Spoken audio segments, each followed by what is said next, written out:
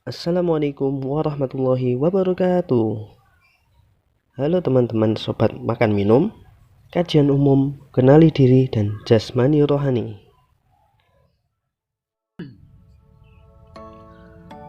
Kali ini saya akan menerangkan 5 cara menumbuhkan rasa semangat belajar.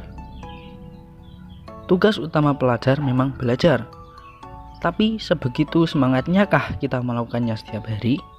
Sampai-sampai belajar adalah satu-satunya hal yang selalu kita nanti-nantikan dan kerjakan dengan penuh antusiasme. Boleh jadi kita kehilangan semangat belajar karena satu dan lain hal. Tapi mau bagaimana lagi? Kita kan harus tetap belajar. Jadilah kita harus bisa memotivasi diri sendiri untuk belajar. Terus bagaimana sih caranya? Berikut 5 cara menumbuhkan rasa semangat belajar. Yang pertama, tentukan tujuanmu. Kenapa sih kalian harus belajar? Demi menuntut ilmu, mengembangkan diri, menambah pengetahuan, atau tujuan-tujuan lain semacam ini memang mulia dan benar. Akan tetapi, kita membutuhkan tujuan yang lebih konkret, terukur, dan spesifik agar kita giat belajar. Misalnya, dalam jangka pendek, kalian ingin memperoleh nilai 9 untuk ujian sejarah. Untuk tujuan jangka panjangnya, kalian ingin diterima kuliah di jurusan Teknik Mesin ITS. Semakin jelas tujuanmu, semakin kelihatan tolak ukurmu, semakin semangat juga kita berusaha meraihnya. Yang kedua, buat papan motivasimu. Apapun namanya, pada intinya kita akan membutuhkan sebuah papan, foam board, atau papan apapun yang tersedia di rumah. Bukan papannya, yang penting adalah isinya. Di situ kalian bisa mencantumkan target nilai ujian sejarah atau jurusan kuliah yang diincar. Kalau bukan kertas dan pin, post-it papers juga bisa digunakan. Tak harus tulisan. Lebih baik lagi bila goal yang dicantumkan di papan tersebut berupa gambar. Misalnya, gambar kampus ITS. Tujuan dari papan ini adalah untuk mengingatkanmu bahwa ada goal yang ingin dicapai. Visualisasi kampus juga akan membuatmu lebih bersemangat berlatih soal-soal UTBK. Misalnya. Yang ketiga, bersikap positif. Motivation board atau vision board di atas adalah arah yang kita tuju.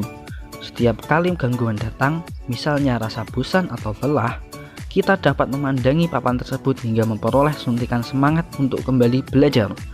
It's one way we can do to stay positive. Meskipun ada saja yang mencibir atau meragukan kalian mampu menjadi mahasiswa teknik mesin ITS. Misalnya, abaikan saja. Tetap fokus pada hal-hal baik yang dimiliki saat ini dan gunakan sebaik-baiknya untuk meraih impianmu. Bila perlu, ucapkan afirmasi-afirmasi positif seperti kamu bisa atau tahun depan kamu jadi mahasiswa teknik mesin ITS atau yang lainnya. Yang keempat, atur jadwal harianmu.